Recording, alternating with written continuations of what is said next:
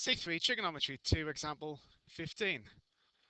This is another equation where we have a double angle and some single angles. Now our first task is to make all the angles the same. They either need to be all single angles or all double angles. So one thing we could do, I'm not going to, but we could replace sine 2x with 2 sine x cos x. At least then all the angles would be single angles. However, if you do that, you'll find in a few steps we actually come to a dead end. It's not the best option here. The best option is to notice what we have in the rest of the equation. So what I'm going to do is rearrange this so it equals 0 first of all. So what I'm going to do is take away sine squared x from both sides. So cos squared x on the left, I'm going to take away sine squared x from both sides, and I'm going to leave alone the sine of 2x that's already there. The reason I've done that is because cos squared x minus sine squared x is the same as cos of 2x.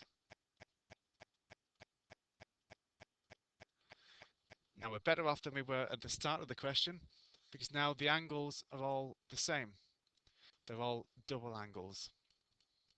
And when the angles are all the same, we've reduced it from a C3 difficulty question down to a C2 question now.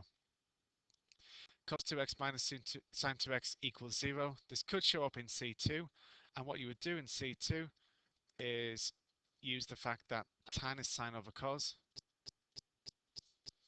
So I've just added sine 2x to both sides of the equation, and now I'm going to divide both sides by cos of 2x. So on the left we'd have 1, and on the right we'd have tan of 2x. So if tan of 2x equals 1, I need to draw a cast diagram to make sure I get all the answers. Now in this question we're working in radians. It's that part of the question that tells me we need to be in radians. Tan of 2x equals a positive number, positive 1. So the solutions will be in A and T. That's where tan is positive. This little angle I'm drawing on the cast diagram, I'm going to label it alpha. They're both the same size. And alpha will be given by the inverse tan, or arctan, of 1. And you should know that is either 45 degrees or in radians, pi over 4. Now, very importantly here, we've got a double angle.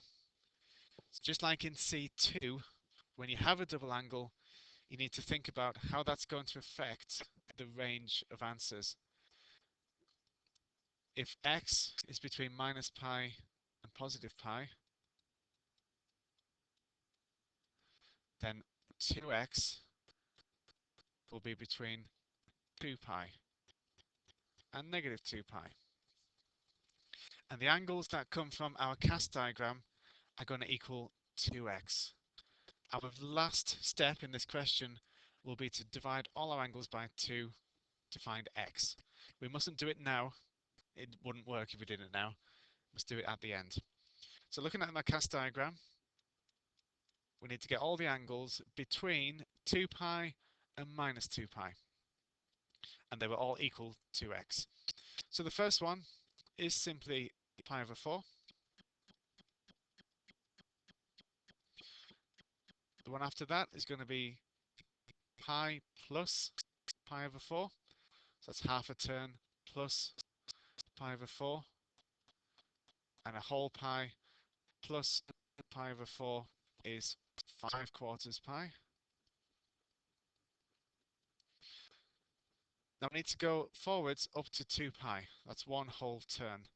So there was a solution there going forwards and another one there.